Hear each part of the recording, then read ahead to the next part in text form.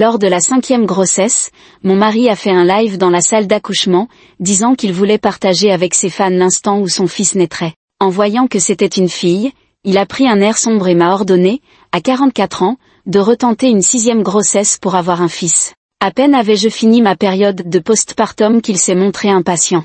À la moindre résistance de ma part, il a attrapé un tabouret et l'a lancé sur ma tête. Je me suis enfuie chez mes parents avec ma fille et des vêtements tachés de sang. Ma mère, au lieu de s'inquiéter de mes blessures, m'a reproché de mériter d'être battue parce que je ne pouvais pas donner naissance à un fils. Plus tard, quand je suis vraiment tombée enceinte d'un garçon, ils n'ont plus ri. Le jour de l'accouchement, mon mari a fait un live dans la salle d'accouchement, la caméra braquée sur mon visage déformé par la douleur des déchirures. À tous, ça y est, elle va accoucher. Si vous pensez que c'est un garçon, envoyez-moi des cadeaux virtuels. Quand mon fils naîtra, je vous enverrai à tous des enveloppes rouges de chance. La sage-femme, une jeune femme fraîchement diplômée, choquée et en colère, a grondé David avec sévérité. C'est une salle d'accouchement, comment pouvez-vous faire un live ? Sortez, s'il vous plaît, et offrez à la mère un environnement calme pour accoucher. David, l'air impatient, a écarquillé ses grands yeux comme ceux d'un bœuf. Tu dis trop de conneries ? J'ai spécialement choisi une clinique privée et payé une fortune, alors ferme ta putain de gueule. Tu ne vois pas que j'ai plus de 100 000 spectateurs en direct ? Avec un tel engouement, tant de gens attendent que je mette au monde un fils, alors sors-moi mon gosse vite fait. La sage-femme allait ajouter quelque chose quand quelqu'un la tira par le bras, lui lançant un regard significatif. Plusieurs infirmières échangèrent des regards entendus avant de tourner les yeux vers mon mari et moi, comme si nous étions deux pitres en quête d'attention. Témoin de cette scène, je détournai le visage, mortifié. Mon mari était une célébrité d'internet avec des millions de followers, ayant amassé une fortune grâce à ses lives. Personne n'avait le droit de commenter ses émissions. Même lorsqu'il voulait filmer mon accouchement, je ne pouvais refuser. Mais finalement, les choses ne se passèrent pas comme il l'espérait. Je donnai naissance à une fille, notre 5e enfant, et 5e fille. À peine la petite fille était-elle née, avant même que l'infirmière n'ait fini de nous féliciter, David a juré violemment, a donné un coup de pied rageur au lit d'accouchement et est parti le visage sombre. Les infirmières se regardèrent, perplexes, avant de déposer ma fille à mes côtés. Le petit bébé avait un visage tout ridé, ses narines palpitaient et ses pleurs étaient doux et fragiles. Le cœur serré, je frottais ma joue contre la sienne. Ne pleure pas, mon bébé, maman est là. Pendant toute ma période de convalescence à la maison, je n'avais pas revu David. À peine sorti de cette période, il rentra ivre-mort et se jeta sur moi pour m'arracher mes vêtements. Putain, je refuse de croire que je n'aurai jamais de fils de ma vie. Pourquoi ton ventre est-il si inutile ? Dépêche-toi de me faire un fils, bon sang. J'étais à la fois choquée et humiliée.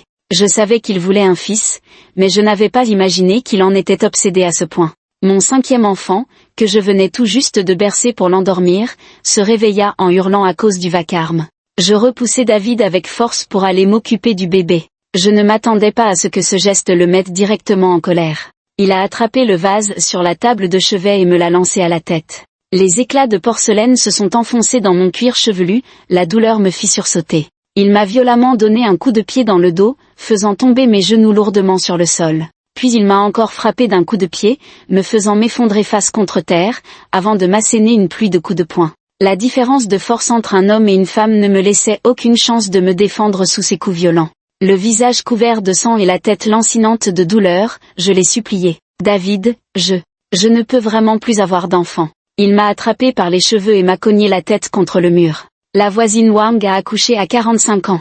Et ta belle-sœur attend déjà son 3e enfant. Si tu ne me donnes pas un fils, je vais tuer cette bonne à rien de femme. Des étoiles dansaient devant mes yeux, je sentais que j'allais peut-être mourir ici aujourd'hui. Mon esprit devenait de plus en plus confus, les voix autour de moi s'éloignaient peu à peu. Jusqu'à ce que j'entende soudain des pleurs, les cris de mon bébé m'ont ramené à la réalité, j'avais encore 5 enfants, je ne pouvais pas mourir. J'ai éclaté en sanglots. Je vais accoucher. Je vais accoucher. Une douleur atroce m'a traversée, je me retenais de pleurer. Quelques minutes plus tard, il a remonté son pantalon et s'est relevé, crachant sur moi. Putain, c'est dégueulasse, il y a du sang partout. Allongé par terre, le souffle court, je l'ai entendu passer un coup de fil dans le salon. Frérot, trouve-moi des nanas pour ce soir, faut qu'elles aient du gros cul et qu'elles puissent pondre. Ma femme est vraiment bonne à rien, encore une fille, j'ai envie de l'étrangler et de m'en débarrasser. Je vais continuer à semer, y a pas moyen que je fasse pas un fil. J'ai attendu que la porte se referme violemment, que le silence total s'installe dans la maison, avant d'oser laisser échapper mes sanglots. La chambre était maculée d'une mare de sang, l'odeur métallique si forte qu'elle me donnait des vertiges, à peine capable de me tenir debout. Mais je ne pouvais pas rester. Qui savait quand David reviendrait? Qui savait si je survivrais à son retour? J'ai réveillé mon troisième enfant de 7 ans, pris dans mes bras le quatrième de 4 ans et le cinquième à peine âgé d'1 mois, et à 2 heures du matin, j'ai frappé à la porte de mes parents. La voix de ma mère était pleine de colère. « Tu veux mourir ou quoi? Les gens dorment à cette heure-ci. Maman, ouvre, je suis devant la porte. » Ma mère a ouvert en maugréant, avant de sursauter. « Mon Dieu, mais c'est quoi tout ce sang? Qu'est-ce qui s'est passé ?» En voyant ma mère, c'est comme si toute ma détresse avait enfin trouvé une issue. Comme un enfant, je n'ai pas pu retenir mes larmes. « Maman, David a voulu me tuer. Je ne peux plus continuer avec lui, je veux divorcer. » La réponse fut un bang retentissant, la porte en fer claquée sans ménagement par ma mère. Le petit cinquième trésor se mit à pleurer de peur. Tout en calmant l'enfant, je frappai à la porte pour que ma mère ouvre. Derrière la porte, ses conseils pleins de sollicitude me parvinrent. « Anna, ma chérie, entre mari et femme, les querelles ne durent pas. Quelle femme n'a jamais reçu de coups? Qui voudrait de toi si tu ne peux pas donner naissance à un fils, à part ton mari? Va t'excuser auprès de ton mari. Ta belle-sœur est enceinte, il est trop tard pour t'ouvrir maintenant, ne dérange pas son repos. » Mes larmes se mêlant à mon sang tombaient sur la tête du petit cinquième trésor que je serrais contre moi. Ses sourcils restaient froncés, sa petite bouche tremblante, prête à pleurer. En me retournant, je vis troisième trésor tenant quatrième trésor par la main, leur visage marqué par les traces de larmes. En me voyant les regarder, le troisième trésor fait à son tour la moue, ses larmes contenues se libèrent enfin. « Maman, tu as tellement de sang sur toi. Ça te fait mal? J'ai si peur. » 4 trésors avaient aussi les yeux et le nez rouges, et elle tendit les bras vers moi. « Maman, fais un câlin, bébé a froid. » Nous étions sortis en hâte, ma fille et moi, et nos vêtements n'étaient pas assez épais. Nous étions déjà en automne, et la température nocturne était encore plus basse. Voyant ma fille grelotter, j'essuyai une larme et adoucis ma voix en criant vers l'intérieur de la maison. « Maman, ouvre la porte, je te donne les 20 000 yuans que j'ai en main. Je te donne l'argent, et je ramène les enfants à la maison. » Ma mère ouvrit effectivement la porte. Sans hésiter, je poussai les 2 enfants à l'intérieur, puis je courus dans la cuisine avec 5 trésors dans mes bras et attrapai un couteau que je brandis. « La maison où tu vis avec mon frère et sa famille, j'y ai aussi contribué. Les 5 000 yuans que tu reçois chaque mois pour vivre, c'est moi qui te les donne. Si tu me traites comme ça, alors personne ne vivra plus. » Qu'est-ce que c'est que ce boucan en pleine nuit? Une voix féminine excédée retentit depuis l'une des chambres, suivie de l'ouverture brutale de la porte. Une femme corpulente au maintien aristocratique en émergea, le visage tordu par la colère. C'était ma belle-sœur, Li Shangmin. « Maman, pourquoi faire tant de bruit? Tu vas réveiller ton petit-fils adoré, lança-t-elle avant de tourner vers moi un regard chargé de sarcasme. Tiens, ma sœur est de retour. Tu t'es fait battre par ton mari? Parce que tu ne peux pas lui donner un fils? Ah, décidément, la vie ne t'a pas gâté. Un mari si parfait, et tu ne peux même pas lui faire un garçon. Pas comme moi, avec ce ventre pointu, c'est sûrement un autre petit gars qui arrive. » Sambao, déjà assez grand pour comprendre, réalisa que Li Shangmin se moquait de moi. Elle la bouscula et se planta devant moi en protectrice. « Tu n'as pas le droit de parler comme ça à ma maman. » Li Shangmin feignit de se tenir le ventre en gémissant. « Maman, j'ai très mal au ventre, c'est sûrement ton petit-fils qui se met en colère parce qu'on maltraite sa mère. Maman, tu dois me rendre justice. » Ma mère touchait avec anxiété le ventre de Li Shangmin, puis, furieuse, s'apprêtait à frapper troisième trésor. Je plantai violemment le couteau dans la table en marbre de la salle à manger, qui s'effondra dans un fracas assourdissant. Le vacarme effraya tant ma mère et ma belle-sœur qu'elles n'osèrent plus bouger. Brandissant le couteau, du sang coulant sur mon front, je protégeai Sambao et Siba derrière moi. « Si vous osez toucher à mes filles, je vous tuerai. » Ma mère hurla en protégeant ma belle-sœur et se précipita vers la chambre, verrouillant la porte derrière elle. Je pouvais encore l'entendre gémir au téléphone avec mon frère. « Xulon, reviens vite. Ta sœur est devenue folle, elle a pris un couteau pour nous attaquer, ta femme et moi. » Quand le silence fut enfin revenu autour de nous, je laissai tomber le couteau, épuisé, et serrai Sambao et Sibao contre moi, murmurant des excuses. « Maman vous demande pardon. » Quatrième trésor pointa son petit doigt potelé vers ma bouche et dit d'une voix enfantine. « Maman, la maîtresse Xiao Deng dit que les filles qui sourient sont les plus belles. Maman, ça fait longtemps que bébé ne t'a pas vu sourire. » Je m'efforçai de dessiner un sourire pour endormir troisième et quatrième trésor. En regardant mes petits trésors blottis sur le canapé, je pris une décision ferme. Peu importe les difficultés futures, je me battrai pour elles, je lutterai pour leur avenir. Le lendemain matin, le bruit d'un moteur de voiture retentit devant la maison, et peu après, la porte d'entrée s'ouvrit à la volée. Mon frère Lynxulon fit une entrée fracassante. Je serrai discrètement le couteau caché sous mon oreiller. Les clés de voiture dans l'entrée étaient celles de la nouvelle voiture qu'il m'avait supplié de lui acheter il y a quelque temps, et pour laquelle je lui avais prêté 50 000 yuans. Il ne remarqua pas ma présence sur le canapé et se précipita vers la chambre en criant « Maman, où est ma sœur ?» Ma main se resserra sur le couteau. Le bruit assourdissant de Lynxulon réveilla Wu Bao, qui se mit soudain à pleurer, le faisant sursauter. Il se retourna, affichant un large sourire, et s'avança vers moi. « Ma sœur, pourquoi tu ne dis rien ?» Il prit Wu Bao dans ses bras pour le calmer. « Petit morveux, est-ce que ton oncle t'a fait peur ? Ton oncle s'excuse, ne pleure plus, d'accord ?» Après avoir calmé le 5e bébé, il me regarda avec sollicitude. « Sœur, comment t'es-tu blessée ? C'est ton mari qui t'a frappé ? Il est vraiment insupportable. Veux-tu qu'on aille à l'hôpital pour te faire examiner ?» Lynxulon était la seule personne de ma famille maternelle à se soucier de ma blessure, une vague de chaleur m'envahit le cœur. Ma mère m'avait toujours dit de soutenir mon frère, qu'il serait mon seul parent dans ce monde, et qu'il serait là pour me défendre si jamais on me faisait du mal. C'est seulement à ce moment-là que j'ai réalisé à quel point ma mère avait raison. Avoir un frère, c'est vraiment une bénédiction. Lynxulon m'a aidé en conduisant le 3e enfant à l'école, en emmenant le 4e à la maternelle, puis en portant le 5e pour m'accompagner à l'hôpital pour des examens. La sollicitude de mon frère m'a un peu rassurée sur ma vie après le divorce. Au moins, il restait un membre de ma famille qui se souciait de moi. Le médecin m'a diagnostiqué une commotion cérébrale et m'a conseillé de rester en observation à l'hôpital, mais j'ai refusé en secouant la tête. J'avais encore plusieurs enfants à m'occuper à la maison. Mais en sortant, j'ai découvert avec horreur que le 5e enfant, que mon frère était censé porter, avait été abandonné seul sur un banc de l'hôpital, hurlant à plein poumon. Un gardien demandait à qui appartenait cet enfant et s'apprêtait à appeler la police. Je me suis précipité pour prendre Wu Bao dans mes bras et m'excuser auprès du gardien. Après avoir calmé Wu Bao, j'allais appeler mon frère quand je l'ai aperçu dans la cage d'escalier en train de téléphoner. Je m'approchai, mais l'entendis parler avec mépris. Sois un peu plus prévoyante. Pour la maternité et l'appartement dans le quartier scolaire que nous convoitons, ne faudra-t-il pas demander l'argent à ma sœur ? Quelle épouse au foyer a le droit de divorcer ? Elle fait des caprices, elle n'osera pas. Quelques mots d'attention ne coûtent rien. Si ma sœur est contente, il sera plus facile de lui demander de l'argent plus tard. Je restai sur place, les paroles de mon frère me glaçant le cœur. De retour à la maison, ma belle-sœur avait effectivement changé d'attitude. Elle s'excusa spécialement auprès de moi, me prodiguant chaque jour des marques d'attention, me servant même des plats à table, et me parlant d'un remède de sa famille qui garantirait la naissance d'un fils. Ces paroles en apparence bienveillantes me glaçaient davantage le cœur. Mais je devais endurer. Après avoir épousé David, j'étais presque devenue une machine à procréer.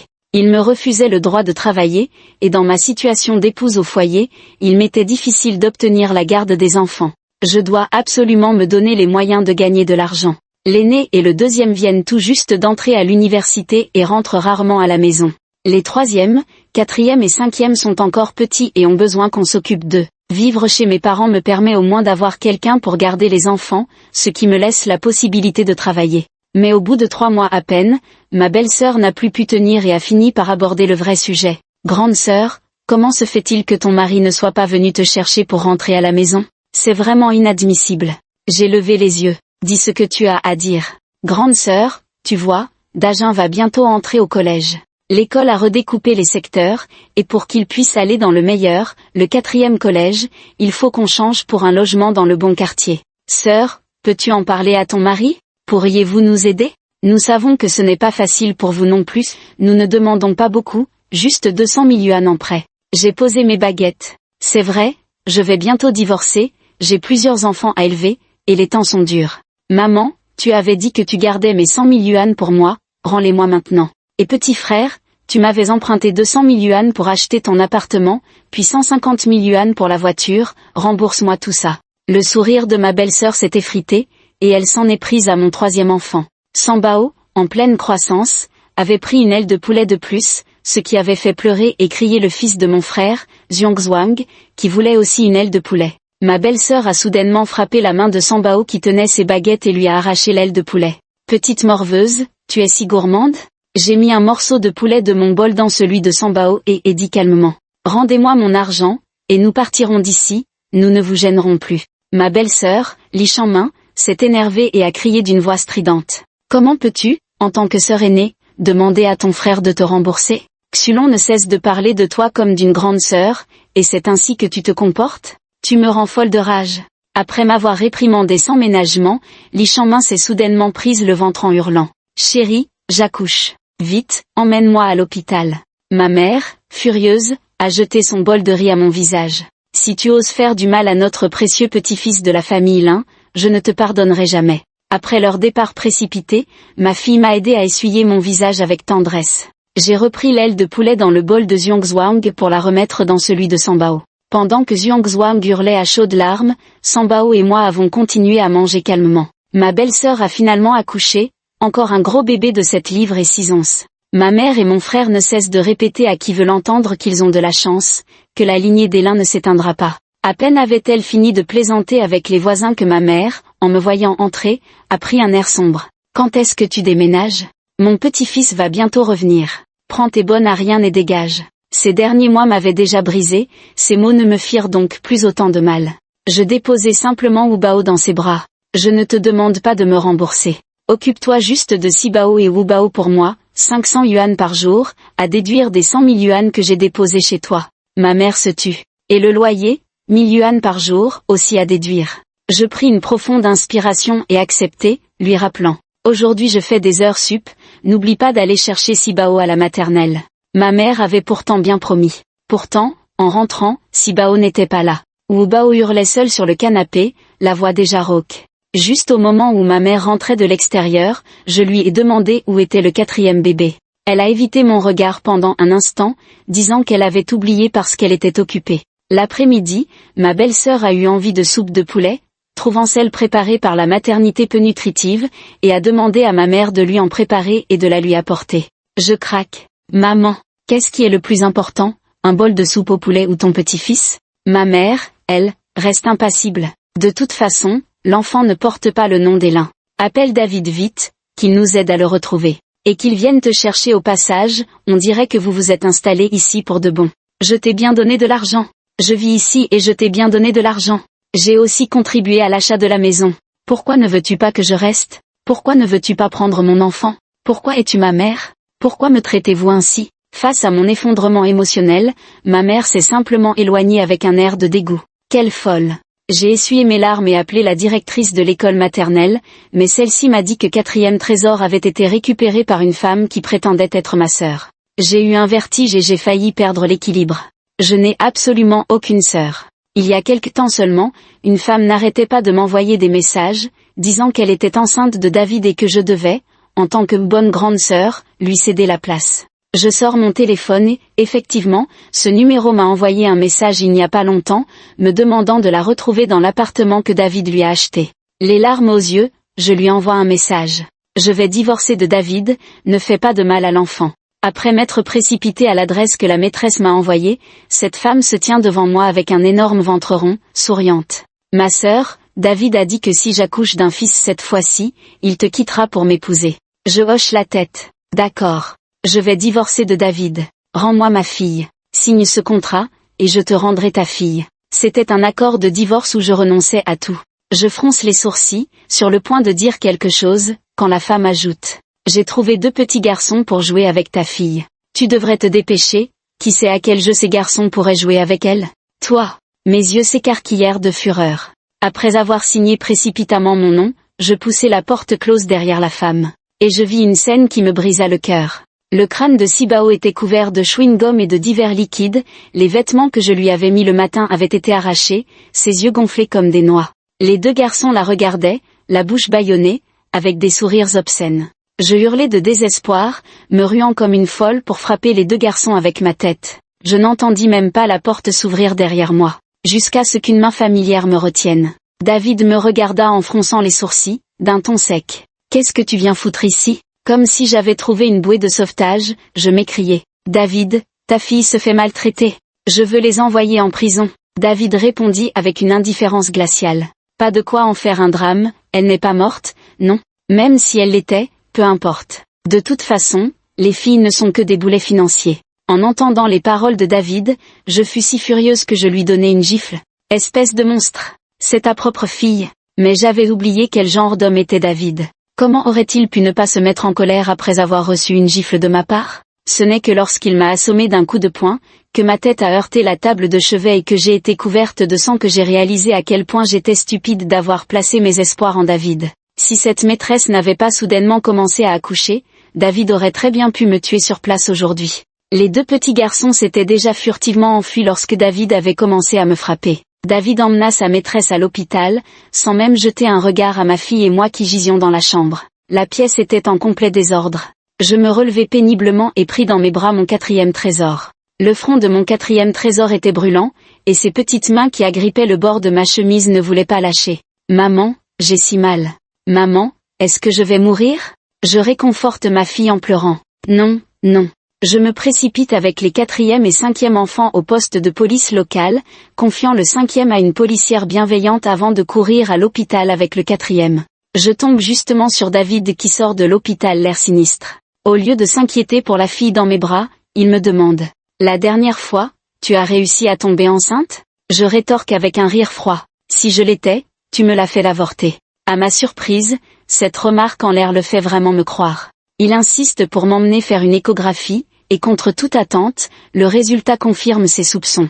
Je suis enceinte. Il use de ses relations pour découvrir que c'est un garçon, mais le médecin déconseille l'accouchement, trop de grossesses ont fragilisé mon utérus, et mon âge avancé représente un risque. Cet enfant présente également des signes de fausse couche. Mais David refuse d'entendre raison, il ne pense qu'à me faire accoucher d'un fils coûte que coûte. Tout ce que tu voudras, je te le promets, pourvu que tu me donnes un fils. David était fou de joie. Je le regardai froidement et déclarai « D'accord, je t'en donnerai un. Mais ta maîtresse a fait du mal à mon 4e enfant, je veux qu'elle paie pour ça. » David répondit avec désinvolture « Ce ne sont que des broutilles. Ce soir, je vais demander à quelques copains de lui tenir compagnie, ça te va ?» Cela était bien loin de suffire. Elle avait osé user de moyens si cruels contre mes jeunes enfants, ses représailles étaient bien trop légères. Un plan se forma dans mon esprit. Je caressai mon ventre déjà légèrement arrondi, m'excusant mentalement. « Mon bébé, te mettre au monde ne fera probablement que t'apporter de la souffrance, je suis désolée. La prochaine fois, renais dans une autre famille, je ne suis pas une bonne mère. Bien sûr, à part cette femme, je dois aussi récupérer l'argent que me doivent mon frère et ma famille maternelle. Quand on parle du loup, je venais juste de penser à eux quand mon frère et ma mère sont arrivés avec une pile de cadeaux. Mon frère a affiché un large sourire à David. « Beau-frère, tu dois me remercier. Ma sœur est restée quelque temps chez nos parents et te voilà avec un fils. Je vois que tu as dépassé les 2 millions d'abonnés récemment, tu assures grave, beau-frère. C'est juste que ton petit frère veut changer de maison, tu penses pouvoir m'aider un peu ?» David, ravi d'avoir enfin un fils, était effectivement de bonne humeur et s'apprêtait à distribuer l'argent sans compter. Je l'interromps à temps. « Tu veux un fils, mais tu ne comptes pas lui laisser d'héritage ?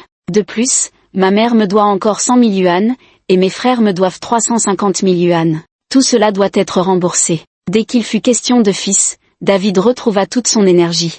Non seulement il refusa de donner de l'argent à mon frère, mais il le força même à vendre sa voiture neuve, à vider les économies de la famille et à me rembourser intégralement mes 350 000 yuans. Pendant ces jours-là, ma mère et ma belle-sœur n'arrêtaient pas de pleurer et de crier dans ma chambre d'hôpital. Elles me traitaient d'ingrate, de sans-cœur, disant que je ne savais pas aider ma famille, que j'avais été élevée pour rien. Je les regardais froidement sangloter et hurler. Je pensais, leur voix n'était pas assez forte, leurs yeux pas assez rouges, leurs pleurs pas assez déchirants. Rien à voir avec le jour où j'avais vu Sibao couvert de bleu, telle une poupée de chiffon, et où j'avais pleuré toute la douleur du monde. David n'était pas d'un caractère patient et ne faisait jamais de concessions aux femmes. Excédé par les gémissements de ma mère, il a fait tabasser mon frère et ses 2 fils avant de les enfermer quelques jours. Ma mère et ma belle-sœur sont alors devenus bien plus dociles. Ils ont commencé à me parler gentiment, à me cajoler, à me supplier, avec ce même regard craintif qu'ils réservaient à David. Leur demande était pourtant si simple. Ils voulaient que j'intervienne pour apaiser la situation, que David cesse de s'en prendre à leur famille. Je serrai mon 4e trésor contre moi, observant la scène d'un œil froid. Mon petit doigt toucha mon ventre. « Maman, mamie disait que si tu avais un petit frère, tu ne voudrais plus de moi ni de mes sœurs. » Je ne l'ai pas cru. J'esquissai un léger sourire et murmurai. « Il n'y aura pas de petit frère, maman ne veut que vous, mes trésors. » L'affaire avec ma famille était réglée, mais il restait une personne, la plus importante et la plus haïe. Cette femme qui avait fait subir tant de choses à mon 4e trésor. Pendant ce temps, David faisait un live depuis ma chambre d'hôpital, comme son fils montrait des signes de fausse couche, il m'interdisait de sortir avant que son fils ne soit né. Il ne cessait de se vanter auprès des internautes qu'il allait bientôt avoir un fils, tout en prenant en cachette des photos des infirmières faisant leur tournée dans la chambre pour ses fans. Le regard des infirmières envers nous deux dégoûtait de mépris, mais David s'en moquait éperdument, allant jusqu'à siffler la jolie jeune infirmière. Lorsque l'infirmière m'a administré une perfusion nutritive, je lui ai murmuré des excuses. Désolé pour le dérangement. Je vais bientôt quitter l'hôpital. En entendant cela, David a immédiatement rétorqué à voix haute. Tu resteras ici jusqu'à l'accouchement, pourquoi partir? J'ai largement de quoi payer. Tout ton argent doit être réservé à notre fils. Et il faut aussi récupérer l'appartement que tu as acheté pour cette autre femme, ainsi que l'argent que tu as dépensé pour elle. Tout cela doit être gardé pour notre fils plus tard. Ce n'est qu'à ce moment-là que David s'est soudain rappelé qu'il avait dépensé une fortune pour cette maîtresse qui lui avait donné une fille. Il s'est immédiatement préparé à couper le live pour aller la retrouver. Par hasard, quelques-uns de ses frères désordonnés sont venus me rendre visite à l'hôpital. Enfin, visite. C'était surtout pour trouver une excuse à leur beuverie. Les types sont entrés en faisant du vacarme, sont restés 2 minutes avant de traîner David dehors pour fêter ça autour d'un verre. David hésitait, alors je l'ai encouragé. Va, allez dîner. Après le repas on ira ensemble régler son compte à cette salope. J'ai ajouté malicieusement. On a du sérieux à faire ce soir, alors modère-toi sur l'alcool. Comme prévu, David m'a rembarré. Occupe-toi de tes oignons, femme. Ton homme tient l'alcool, t'inquiète pas. 3 heures plus tard, quand ils sont revenus titubants et puant la vinasse pour me chercher, j'ai enfin pu souffler. Tout semble se dérouler comme prévu. Nous avons emprunté un SUV pour nous y rendre, et en chemin, j'ai posé une question en apparence innocente à David sur la durée de ses lives. David adore faire des lives, il en ferait 24 heures sur 24 si possible, car c'est une source de revenus rapide. David n'est pas quelqu'un de normal, et ses fans ne valent pas mieux. Des gens qui se ressemblent s'assemblent, comme on dit. David veut tout partager avec ses vieux potes. Dès que j'ai abordé le sujet, il a immédiatement sorti son téléphone et ouvert son live. Les gars, aujourd'hui, je vais accomplir quelque chose de grand. Aujourd'hui, je vais récupérer l'appartement que j'avais acheté pour cette bonne femme. Elle a pondu une bonne à rien et elle croit qu'elle peut continuer à vivre dans mon appart? Elle se prend pour qui? Les amis, likez, abonnez-vous, je vais vous montrer quelque chose de choquant dans un instant. Après avoir enduré 20 minutes de cris de David, la voiture est enfin arrivée chez sa maîtresse. David avait les clés de cette maison. En ouvrant la porte, la femme était en train de rouler sur le canapé avec un autre homme. David a immédiatement pété les plombs, a hurlé, m'a jeté son téléphone et s'est rué sur eux les poings serrés. Putain, osé tromper dans ma propre maison. Ses potes ont commencé à applaudir. J'ai posé le téléphone de David sur la table du salon, parfait pour enregistrer la scène. J'ai vu un commentaire en direct dire que la police avait été appelée. En lisant ce message, j'ai pensé que puisque la police était prévenue, je devais accélérer mon plan. Je prends mon courage à 2 mains pour tirer David. Arrête de te battre, occupe-toi de l'essentiel. Sors les affaires de cette femme, cet appartement appartiendra bientôt à notre enfant. David se leva enfin et commença, avec ses frères ivres, à jeter des objets dehors. Les pleurs d'un bébé retentirent dans la maison, probablement sa fille illégitime. Je suis entré dans cette pièce, et la femme qui faisait semblant d'être morte par terre a soudainement bondi pour me bloquer à la porte, le visage méfiant. « Qu'est-ce que tu comptes faire ?» demandai-je, stupéfaite. Un homme comme lui pouvait-il vraiment protéger sa propre fille? Alors pourquoi avait-il usé de moyens si cruels envers la mienne? Cette porte de la chambre fait face à la caméra, qui peut capturer mon dos mais pas mon visage. Je lui adresse un sourire. « De quoi as-tu peur? Devine ce que je vais faire? Après ce que tu as fait à ma fille, devine ce qu'une mère comme moi est capable de faire? » La femme, visiblement terrifiée, me poussa violemment. « Prends-toi à moi si tu veux, ce que j'ai fait n'a rien à voir avec ma fille. » Sa poussée fut si forte que je trébuchai et tombai lourdement au sol. Ah!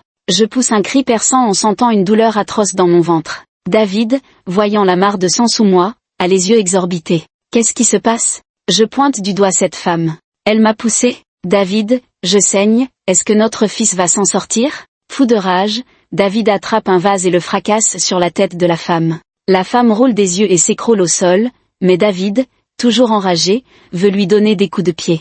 Je tente de l'en dissuader à temps, mais David a toujours eu un tempérament violent, et ce soir-là, il avait beaucoup bu et venait de perdre le fils qu'il attendait depuis la moitié de sa vie. Ses coups deviennent de plus en plus violents, et même quand le sang coule, il ne s'arrête pas. La femme à terre ne respire plus. Avant de venir, j'avais fait des recherches approfondies. Bien que j'ai été entraîné sur les lieux de la bagarre, je n'y ai pas participé, j'ai même tenté de calmer les esprits. Je ne pouvais donc pas être accusé de rixe collective.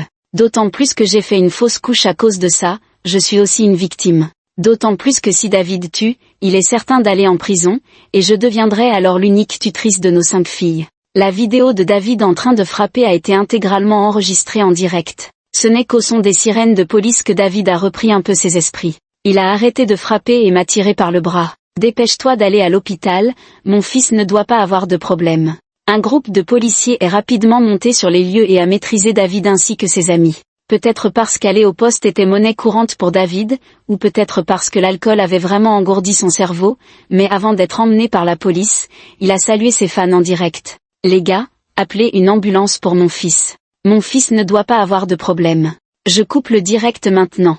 Je reviendrai en live dès que je sortirai. » Les actes illégaux de David ont été diffusés en direct sur le stream, et les extraits ont inondé Internet, provoquant un énorme impact social. Toute la société condamne David, exigeant avec véhémence son exécution immédiate. Le lendemain de l'affaire de David dans les actualités, nos aînés, tout juste entrés à l'université, sont rentrés à la maison. Dès son arrivée, l'aîné a éclaté en sanglots. « Maman, comment as-tu pu laisser faire papa ? À l'école, tous mes camarades en parlent, quelle honte !» Le cadet, voyant mon teint livide et les blessures sur mon visage et mon corps, a eu les larmes aux yeux en un instant. Il s'est précipité pour me serrer dans ses bras. « Maman, papa t'a encore frappé, n'est-ce pas ? Maman, tu aurais dû divorcer de papa bien plus tôt. » Je serrais le cadet contre moi pour le réconforter. « Ce n'est rien, tout est terminé maintenant. Maman n'a plus mal. » L'aîné, mécontent, attrapa le deuxième enfant et se déchaîna contre moi avec colère. « Maman, pourquoi tu m'ignores comme ça ?